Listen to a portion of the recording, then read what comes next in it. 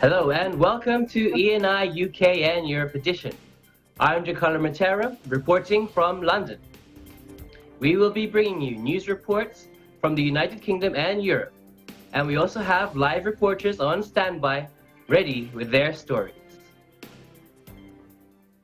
In today's lineup, we will look at the UK and European news headlines. Then we have Love and Season reporting live on the researchers trialing robots to ease the burden on carers after the COVID-19 pandemic. Then we will go to Ashley Espiritu reporting on UK artist Banksy raising money for Palestinian hospital. Then from our video reports, we will go to EBC Spain and Catalonia, where they are tightening restrictions following COVID-19 case surge. This will be reported by Lynn Tumbaga-Diaz. And in EBC Brussels, Belgium, where reporter Kate Ribibis helps us explore the abdomen. UK Iglesia Ni Cristo hosts Youth Online Meet and Greet, reported by Arabelle Celestino. And in our sports update, Andy Murray mentally prepares for the US Open. We'll end today's show again with our view from the window, which is giving us a scenic view from one of our UK or European cities, so stay tuned to find out. But now the news headlines. Spain back on the quarantine list for UK travellers. The UK government's surprise announcement was made earlier this week amid rising COVID cases numbers in Spain. It now advises against all non-essential travel to Spain, including the Balearic and Canary Islands. Holiday companies Jet2 and TUI have cancelled flights as a result of the order. But Spain's rising COVID cases are mainly confined to certain areas, notably Catalonia and the ever-popular tourist destination Barcelona, leading the country's Prime Minister, Pedro Sanchez, to describe the Spain-wide order as unjust for many business owners, especially reliant on those who have income generated by the 18 million trips made by Britons to Spain every year. British Prime Minister Boris Johnson defends his government's decision to impose a quarantine for people travelling from Spain. These are decisions for families, for individuals about where they want to go, and what we have to do is take swift and decisive action where we think that the risks are starting to bubble up again. And let's be absolutely clear about what's happening in Europe, amongst some of our European friends. I'm afraid you are starting to see, in some places, the signs of a second wave of the pandemic. It's vital that when people are coming back from abroad, if they're coming back from a place where I'm afraid there is another outbreak, they must go into quarantine. And that's why we've taken the action that we have, and we will continue throughout the summer to take such action where it is necessary. So that, I'm afraid, that is the best advice I can give people. At the moment, we've got to stick with the guidance that we're giving. We've given the guidance now about Spain and about some other places around the world. I'm afraid if we do see signs of a second wave in other countries, it is really our job, our duty, to act swiftly and decisively to stop reinfecting, to stop that travellers coming back from those places seeding the disease here in the UK. England's self-isolation period extended from 7 days to 10 days. Britain last Thursday extended the period of coronavirus self-isolation from 7 days to 10 days as fears grew over the surge in cases. The UK's chief medical officer said scientific evidence now showed that people with the virus have a real possibility of infectiousness between 7 and 9 days. It is now the correct balance of risk to extend the self-isolation period from 7 days to 10 days, they said, as ministers hinted they would take new precautions to try and contain the pandemic. At the weekend, Britain introduced a 14-day quarantine period for anyone returning from Spain, the UK's most popular tourist destination. Prime Minister Boris Johnson has warned of a second wave of cases in Europe, and Health Secretary Matt Hancock said last Thursday the government would announce similar measures to those imposed on Spain elsewhere if necessary.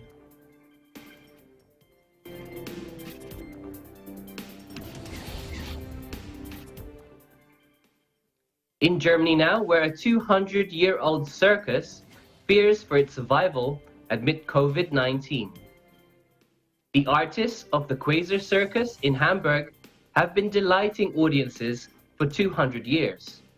Although this family business has already gone through difficult times and survived, the COVID-19 crisis is unprecedented. Its owners fear that they will have to draw the curtain down for good.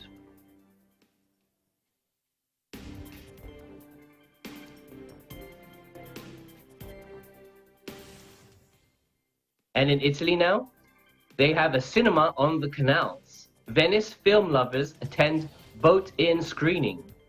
A group of film lovers in Venice, Italy, organize a boat-in cinema screening, the first in the city's history.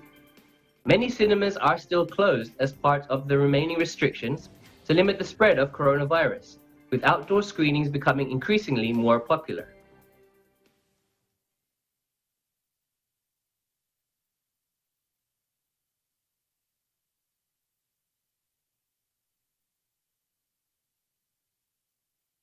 Questa idea è nata durante il lockdown e ho fatto un sogno in quel periodo quando i media parlavano di cinema in drive-in, fase 2, ripartenza per la cultura.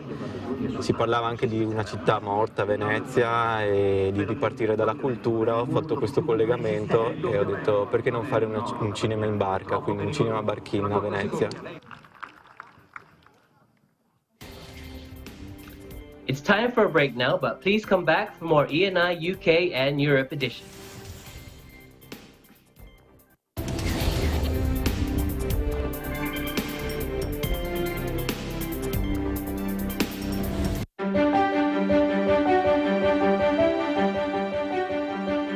Best wishes to all members of Iglesia ni Cristo all over the world on your 106th anniversary.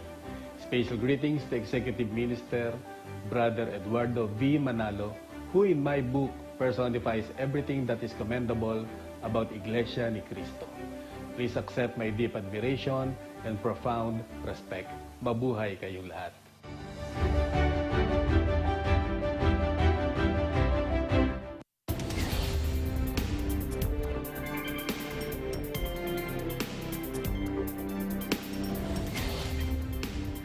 Welcome back to E&I UK and Europe edition.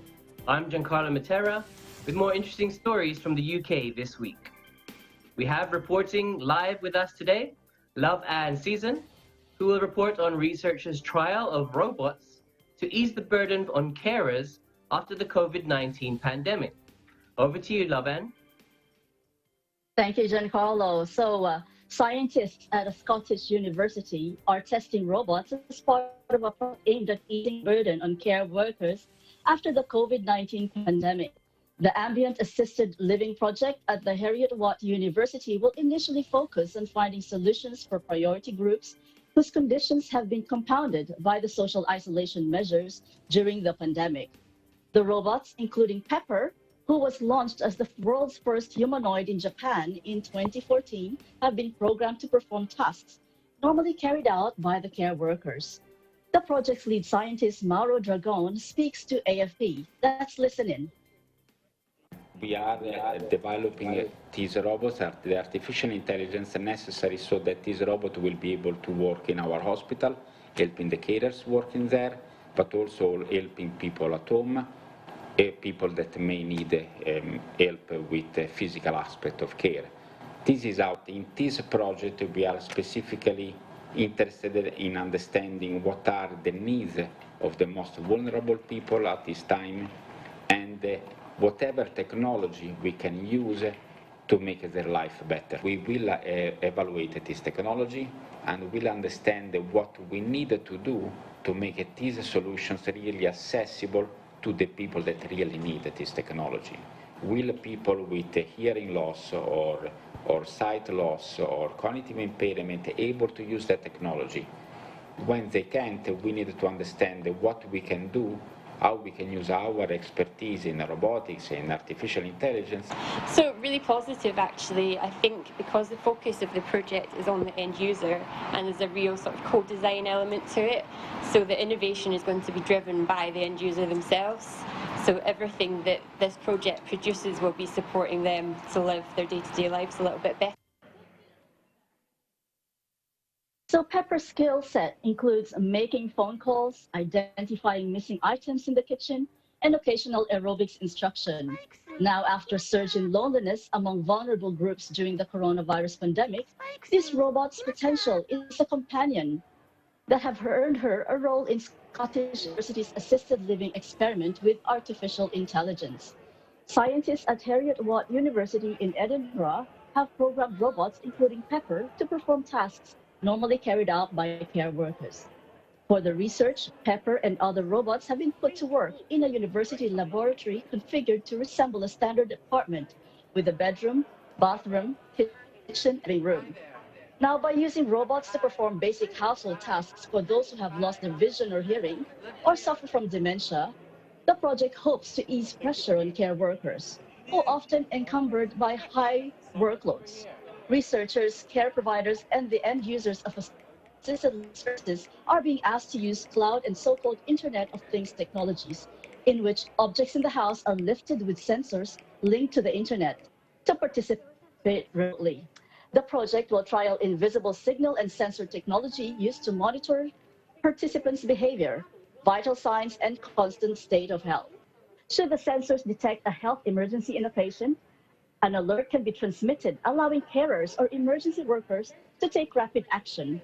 Researchers are mindful about privacy issues and the ethical issues that could come up in the project, said Dragon. A worldwide panel of ethics experts on artificial intelligence is overseeing the experiment and will run constant risk assessments on the technology as it is developed, he explained. Back to you, Giancarlo. Thank you, Lavan. How is the healthcare sector reacting to this kind of robotics projects? Well, the coalitions of care and support providers in Scotland, which represents 80 voluntary care providers that support around 200,000 people, has encouraged its members to collaborate on the project.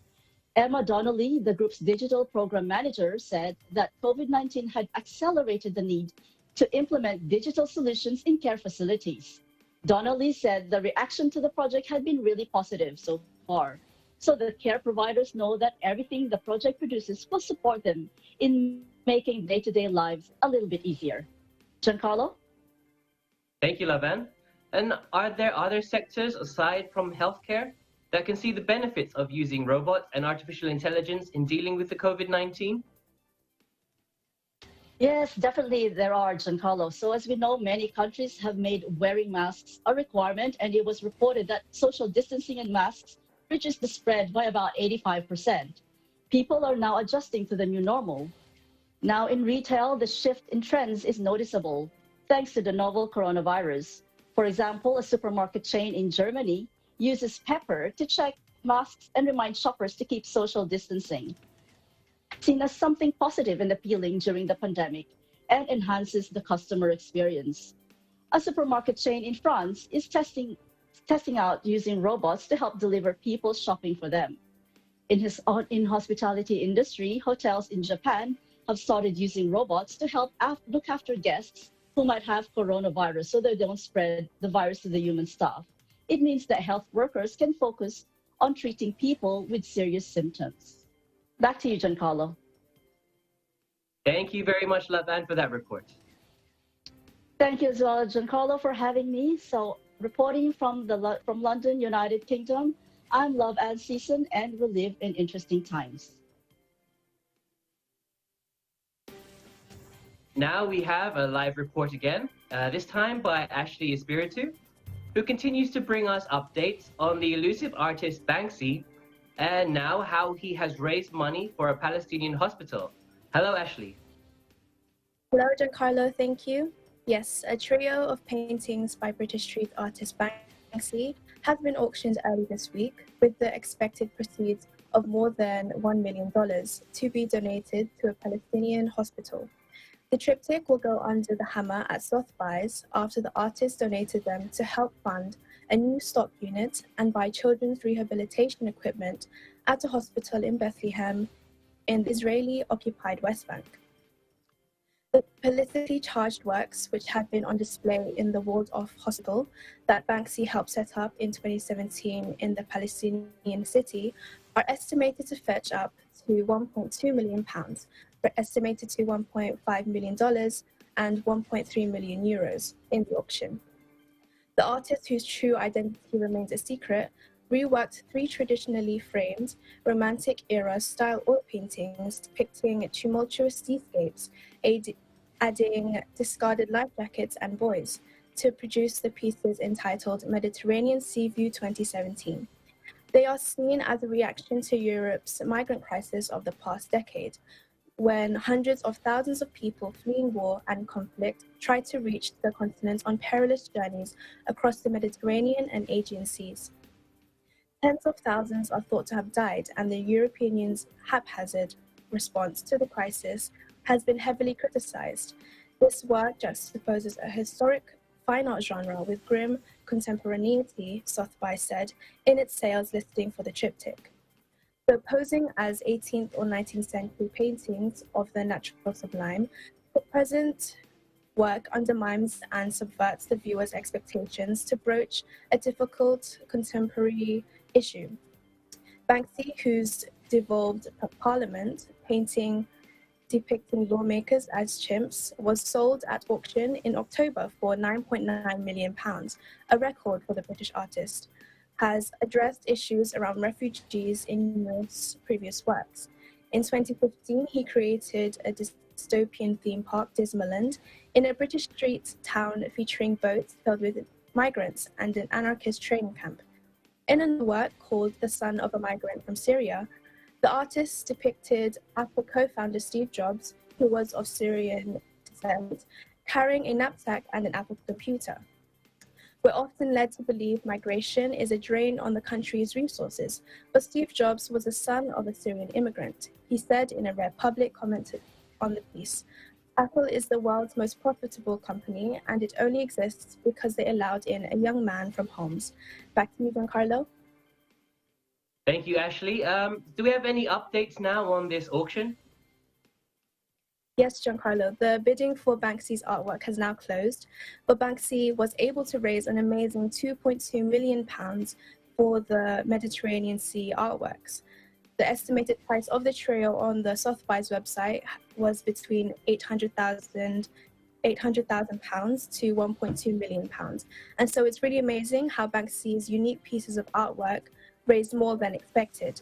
Joined in the auction were other works from artists like Pablo Picasso, David Hockney, Henri Matisse, and many more. Many of the astounding artworks were sold at a very high price, with Banksy being one of their highest bids. Giancarlo? Thank you so much, Ashley, for that report. Thank you, Giancarlo. I'm Ashley Espiritu, correspondent from London, United Kingdom. We live in interesting times. So it's time for another break now, but please stay tuned for more ENI UK and Europe edition.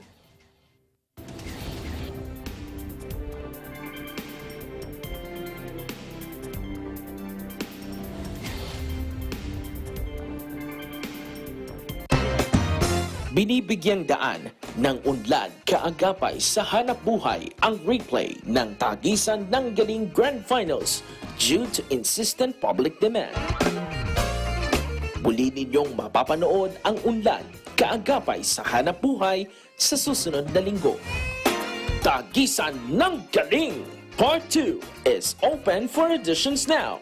Mag-audition na dahil over 7 million pesos in cash prizes ang mapapanalunan sa singing and dancing categories. Tagisan ng Galing Part 2. Dito lamang yan sa Net25.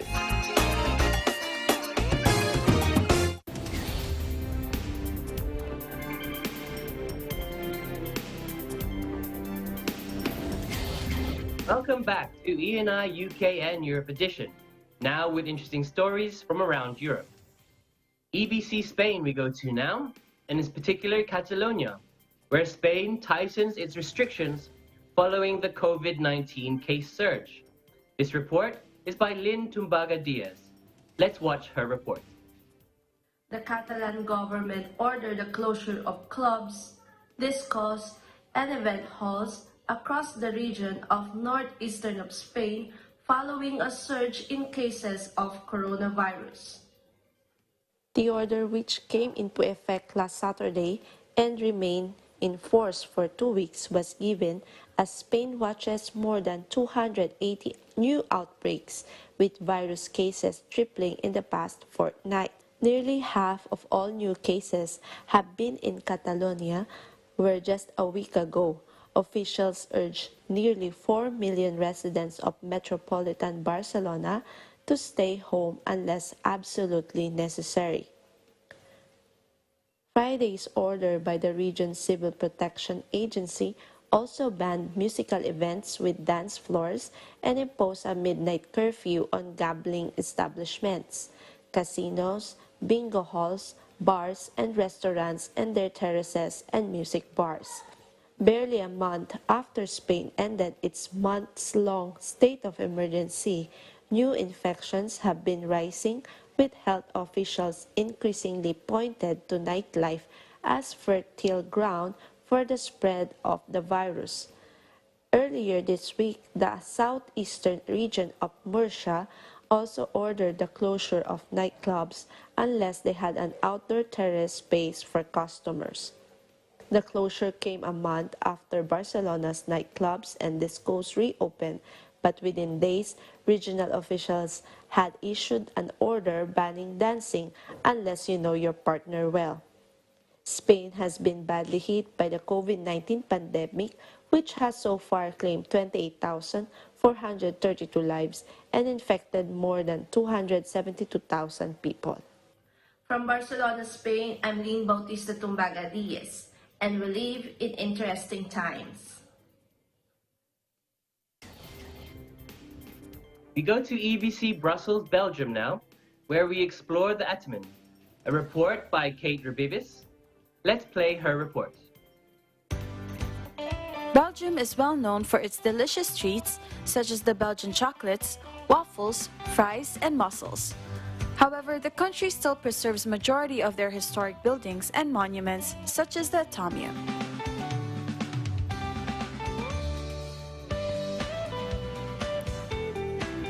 The Atomium is a famous landmark in Brussels, which was constructed for the 1958 Brussels World's Fair, also known as Expo 58.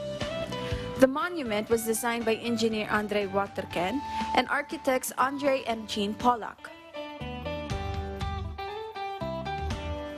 The Atomium is 102 meters tall, whereas there are 9 spheres with a 18-meter diameter, which represents atoms that are connected by tubes with escalators and lifts. What was once an icon for Expo 58 is now a museum telling the history of the monument. Due to the faith in scientific progress back in the 1950s, they chose to embody this with a structure portraying atoms that is magnified 165 billion times.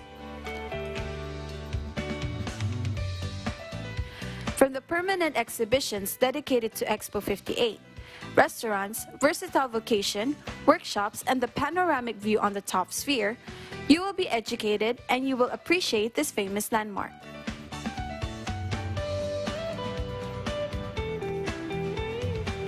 In every sphere, you will find various stories and activities that anyone would enjoy. So make sure to visit whenever you explore the streets of Brussels. Reporting from Brussels, Belgium, I am Kate Rabibis for Eagle News International, and we live in interesting times. Thank you for that report, Kate. Now we go to UK, once again, where the Iglesia ni Cristo youth hosted an online youth meet and greet. This report was by Arabelle Celestino. Let's take a look at her report. Staying connected during the COVID-19 is a challenge. Not everyone is used to keep in touch through the means of modern technology. But for the youth members of the Iglesia ni Cristo, there's always a creative way to make new connections and nurture friendships.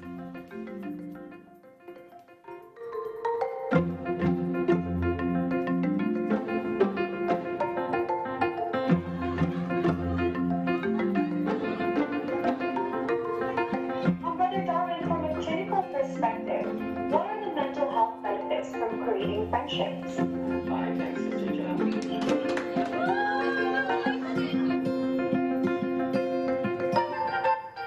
My name's Camilla Ace, or Ace for short. I'm from Singapore, but I'm here in Portsmouth right now to study in university. I'm studying biomed. Yeah, the game was very nerve-wracking for me because I was legit shaking. Everyone was watching me. There's about 150 participants in the game. However, we played the game. It was so fun, and it was really, really engaging. It kind of boosted my confidence up, speaking to everyone else in front of everyone. But yeah, looking forward to the games again, and hopefully more games to come up. You could tell how everyone enjoyed this interactive event online. Even if we're facing these interesting times during the coronavirus outbreak, the Iglesia ni Cristo continues to conduct activities such as this, as a way for the youth to come out of the social isolation and enjoy one another's company even online. From the United Kingdom, I am Arabelle Celestino, UK Bureau Correspondent, and we live in interesting times. Thank you, Arabelle, for that report. Now we go to our sports news story this week. Andy Murray is mentally planning for next month's US Open, but admits he is apprehensive about the return of tennis following the coronavirus shutdown. The former world #1 is taking part in the Battle of the Brits team tennis event in London this week and remains focused on the showpiece hard court event in New York, scheduled to start on August 31. The British player told the Metro he was expecting the US Open, which he won in 2012, to go ahead. "We have to try and prepare that way," he said. "We were saying 4 or 5 weeks ago that we were pretty skeptical about it, but mentally at some stage you need to start preparing and planning for that. I'm planning to try and be there in shape for the US Open," he added. "If it wasn't happening, my schedule of practicing and his rehab would all be a lot different. So mentally, he is planning to go ahead." The 3-time Grand Slam champion said he was still apprehensive though, but hopes tennis can follow other sports back into action after the long layoff. Top-level men's and women's tennis has been suspended since March, and tennis chiefs last week canceled a tournament in Washington, D.C. due to mark the resumption of the men's tennis season over continued uncertainties.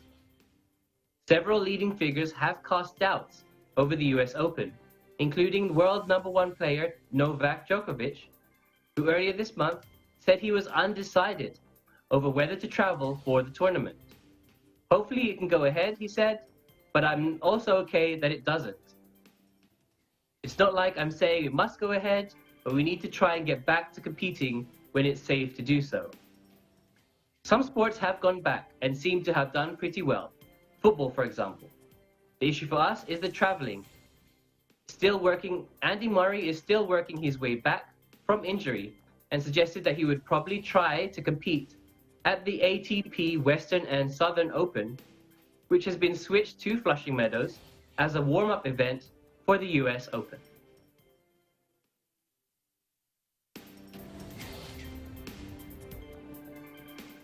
And we end today's show with our view from a window. Today's view comes from right here in London. It's a view of the majestic white swans on the Serpentine Lake in London's Hyde Park. The swans are protected by the 1981 Wildlife Act. It is a great place to unwind right in the center of London. We thank Ned and Annabelle Reynolds for this wonderful view. We hope you will stay safe and keep positive.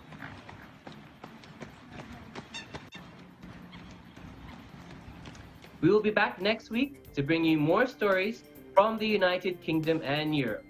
Thank you for watching. I'm Giancarlo Matera, and we live in interesting times.